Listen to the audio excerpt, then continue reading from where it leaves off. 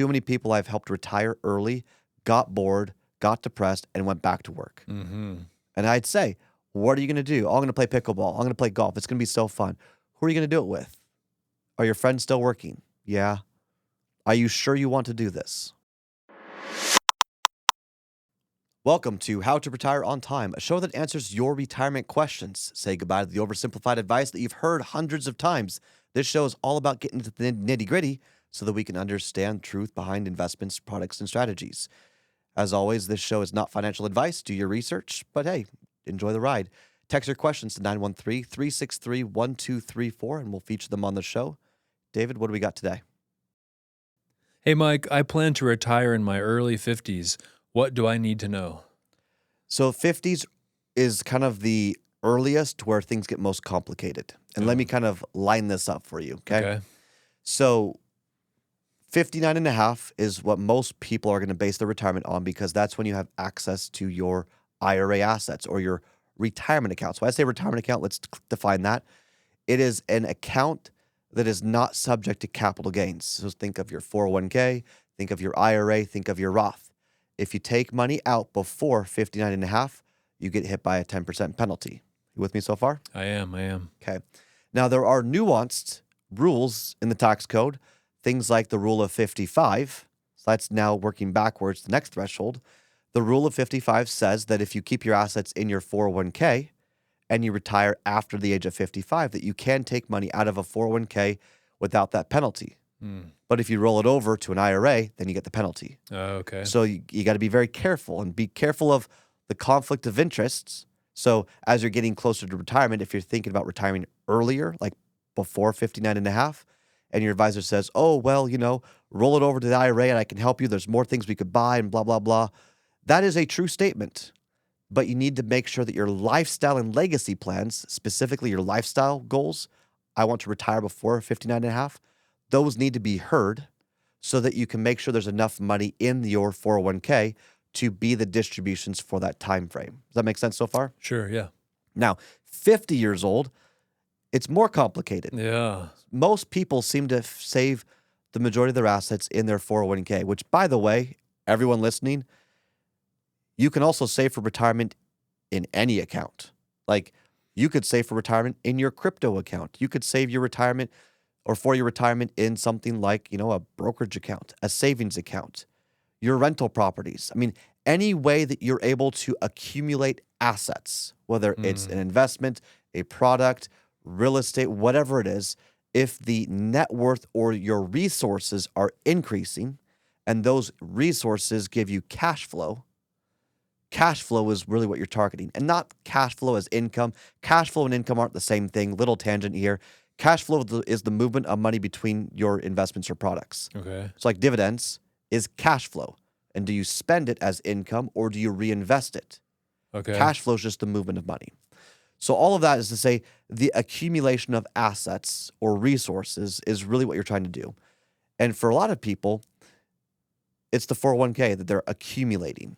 But for other people, I would say more savvy investors, you might have some in the 401k, in the IRA or the Roth part of the 401k, and other people have other resources in a brokerage account. I've seen people even use life insurance as that bridge, so to speak, or another resource. I've seen people use rental real estate. I've seen people use their businesses, and you could do a structured payout. But all of that to be said, if you want to retire before 55 years old, you're going to need something outside of your 401k, outside of your IRA, outside of your Roth. So you're not getting hit by an additional 10% penalty. Oh, okay, right, I see. Here's a couple of things to consider. And please don't go home and just do this. Like, be mindful of what we're about to say and understand that there's nuance behind it. So if you have brokerage money, maybe you consider taking your income from 50 years old to 54, 55 years old, and that's coming out of your brokerage account. Okay. There's no issue. There's no 10% penalty. You're just paying off the capital gains on that. And if you structure it right, you might really be able to utilize long-term capital gains beautifully in creating a tax-efficient income stream for that season of your retirement. So think of if you look at your investments, look at your investments in a way that you're looking at it from different phases. So not everything needs to be invested in the same thing. You might say, well, here's my income needs for the first 5 years, 50 to 55. Okay. Then from 55 to 60 years old, this is my part of that portfolio, kind of like mini portfolios. Oh, This part of the portfolio is for this part of my life. Then this part is for that part of my life. You can diversify by objectives and timelines. okay. And are those timelines, are they invested in different things? Like the 50 to 55 part of your portfolio, sort of mini portfolio, if you will, that's probably brokerage or savings account or Yeah, CD or what? and because you need the money sooner, you may not want to put everything in the S&P 500 Hmm. or the Dow Jones Industrial or the Russell 2000 or whatever equity stock index you'd think of. Mm-hmm. Instead, you might consider high yield savings, CDs, treasury ladders. You might put in some buffered ETFs and utilize the long-term capital gains function there. Okay. Maybe some structured notes if that's what you want, but you're not touching annuities. You're not touching equities because you need the funds sooner. Risk is a calculation based on the volatility or the ups and downs and when you need it. So if you buy an index fund, so stocks, and you don't need it for 10 plus years, it's not as risky as if you need the funds next year. Because Okay. next year the market might go down. Hmm. But in 10 years, it might go up and down along the way, but overall it should be up overall. That's the idea. That's what you hope for. And because you have the timeline, you can prepare accordingly. But for those that want to retire sooner than 55 years old or even 60 years old, you've got to, and this is especially for the 30-year-olds, the 40-year-olds, start saving in other places outside your 401k in case you want to retire Right. sooner. Now, that doesn't mean you should retire sooner. You got to make sure you've got purpose, your identity is in order, that you've got connections. There's all sorts of things that also need to be accounted for in the lifestyle planning. The financials should support the lifestyle. What is that lifestyle? Too many people I've helped retire early, got bored, got depressed, and went back to work. Mm-hmm. And I'd say, what are you going to do? Oh, I'm going to play pickleball. I'm going to play golf. It's going to be so fun. Who are you going to do it with? Are your friends still working? Yeah. Are you sure you want to do this? Huh. You have to think about these things. And it might get old doing it every day for months on end, right? I Uh-huh. don't know. Yeah. The hobby or the way you're using your time isn't necessarily the right or wrong. It's who you're doing with, All right. who you are doing it with. Sure. So things to consider, but overall, it is possible. Now, there's a couple of other things to consider here too. So you've got some other IRS rules like 72T, as in Tom, Okay. and 72Q, as in quail. I Yeah. don't know, the bird. But Sure. the rule says you can take funds out of your IRA early as long as it's based around the riskless rate, which is an arbitrary thing that goes up and down. So you have to find a professional that can help you with this calculation. All right. And you take the same payment over like a 10-year period of time or greater. Hmm. So you can do that, but the amount you're getting is much lower, and that could affect negatively your overall quality of life. I mean, if you've got, let's say, and I'm being facetious here, but let's say you've got $2 million, but you can only take out 40,000 a year. Oh. That- 72T might dictate that. Mm-hmm. Uh, And it depends on the riskless rate, which is going to depend on what the Fed is doing, what the 10-year treasuries are doing. Like it's a moving target. So when you start it, you're going to start it based on those metrics. So right now it might not be as restrictive, but when I was doing this back in like 2016, 2017, running these calculations and interest rates and treasuries were so low, people were going, what's the point of this? because they weren't getting enough income, Yeah. and so they wouldn't be able to do what they wanted to do. Maybe. Yeah. I mean, what's the point of retiring if you can't enjoy yourself? Yeah. So these are things to think about. Moving targets, there's a lot in the tax code that you could do to create income. There's a lot of restrictions, so you've got to make sure you're doing it right. And one last thing I have seen happen, I'm not saying you should do this. I'm saying I've seen people do it, and in certain situations, it may make sense. In certain situations, it probably wouldn't make sense. But I have seen people that were like 1 year away from retirement. They just hated their jobs so much. Like it was killing them, the stress. But they couldn't really get access to their funds. And so at the time we did this, they could take a HELOC loan for a low rate and then they just bridge the gap between that point, let's say 54, and then 55, and they could start taking access. They had access to their funds they could start pulling income from, and they just paid the loan off quickly.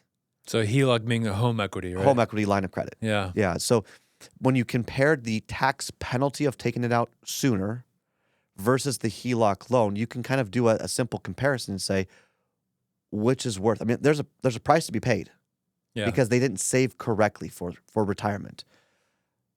But for them, it was worth it because time was their most precious commodity, and they just couldn't keep doing what they were doing. Right. And that was a way they could bridge the gap to when they had access to their funds. Everyone's different. There's no such thing as a perfect investment product or strategy.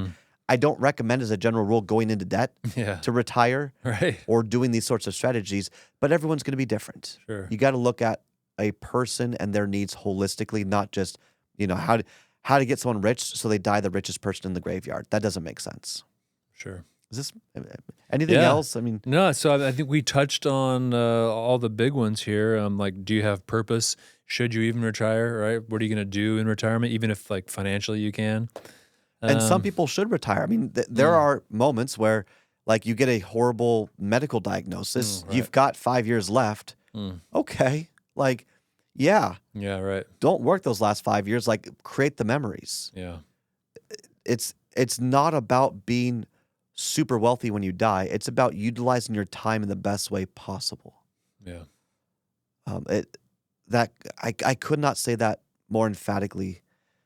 And there are people that will retire at 50 years old because they hate their job, but maybe not all of their income comes from their retirement savings.